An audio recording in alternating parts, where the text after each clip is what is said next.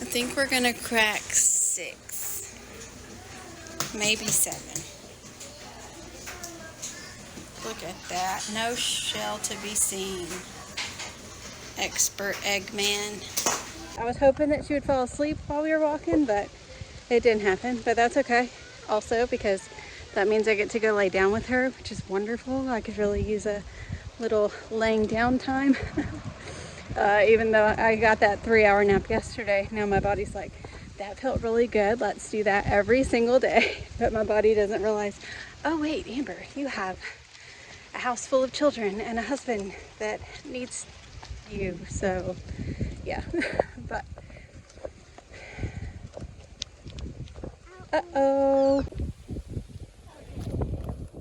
She of course has to bring all of her toys on every walk, and of course she found some markers today.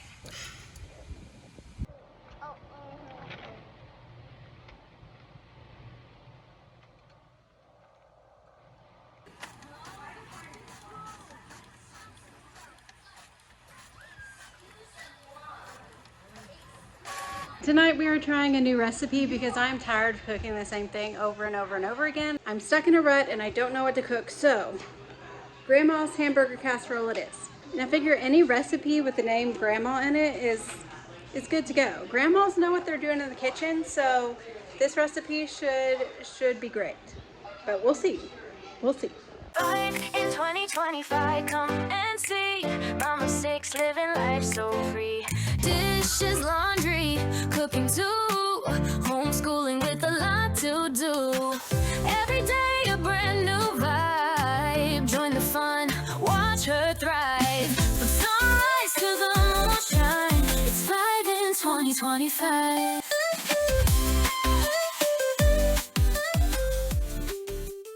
Step 1, heat a large skillet over medium-high heat. Cook the ground beef. That's it, cook it. I'm gonna do that, but I'm gonna go one step further and add some chopped onions and grill those first and then add the ground beef. Although it does have onion in the recipe, so, oh, interesting. That's in step 2. You're supposed to mix together the tomato sauce, sugar, garlic, salt, and salt into the ground beef. Simmer until flavors blend, about 20 minutes. Nope, that doesn't say anything about an onion.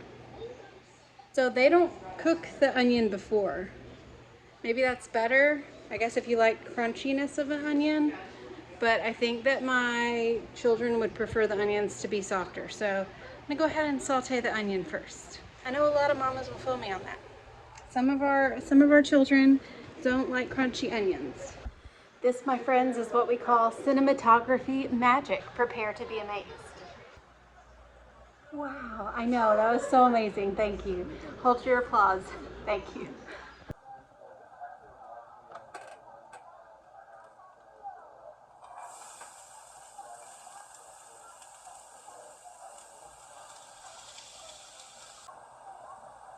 I'm preheating the oven to 350 degrees. So that's what I was doing right there. So the recipe doesn't call for actual garlic, but when in doubt, garlic it out. Okay, the meat is in the pan, so y'all know what time it is. Got ground beef in your pan. Don't stress, now you can mash it up with total ease, with the tool that aims to please. Meat masher, it's Amber approved. Crumbles beef like it's smooth. Meat masher, making life easier, one meal at a time. All right, next we are mixing the tomato sauce, sugar, garlic, salt, and salt into the ground beef and simmering it for 20 minutes. So let's do it.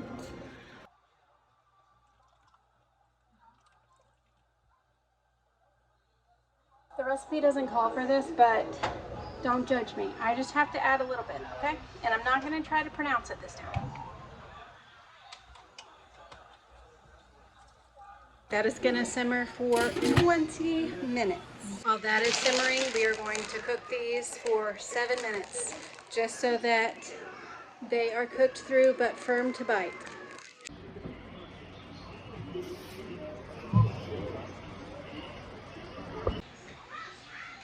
just now saw that, but that's basically what I said. So basically a grandma in the kitchen, and that says a lot. While waiting for the water to boil, I have mixed together the sour cream and the cream cheese. Again, left the onion out because I already cooked it, but I thought it was really sweet, so there's like a little explanation underneath Grandma's hamburger casserole from the lady that posted this on allrecipes.com, and she said, "My grandmother's hamburger casserole is classic comfort food. Featuring ground beef, noodles, and a creamy cheese sauce, this simple recipe dates back to the 1940s. That's pretty cool. You can tweak the amount of cheese and sour cream depending on what you got in the fridge. It'll still turn out great." So I'm excited. The cheddar cheese is kind of throwing me off a little bit because this seems kind of like a lasagna, because what you do is you just layer everything in a casserole dish, but I guess it's not, because I mean we didn't use Italian seasoning, so cheddar cheese should be fine, but I'll keep y'all posted. All right, all of our ingredients are ready, and now it is time to layer. I just have to sprinkle the cheese on top, which I've talked about that. I'm kind of nervous about cheddar cheese, but I mean, it looks tasty. It looks very similar to baked ziti that I make, but it's egg noodles, and then it's like cream cheese and sour cream, which I usually use ricotta, so hopefully it's good. All right, now we just put it in our preheated oven for 25 to 30 minutes. There it is in all her glory. It's time to find out if Grandma knew what she was doing in the kitchen. No. And also myself, although I'm not a grandma yet. It's a new recipe, so it might not be good, but we're gonna try it. Have y'all tasted it? What do you think? Delicious. Really? You haven't tasted it yet? Abigail, what do you think? Hot. It's hot. It's good though. Good? Really good. Very hot. Oh, yeah, that's good. You like it? Yeah, it kind of reminds me of like a better form of hamburger helper. Yeah, that's what it is basically.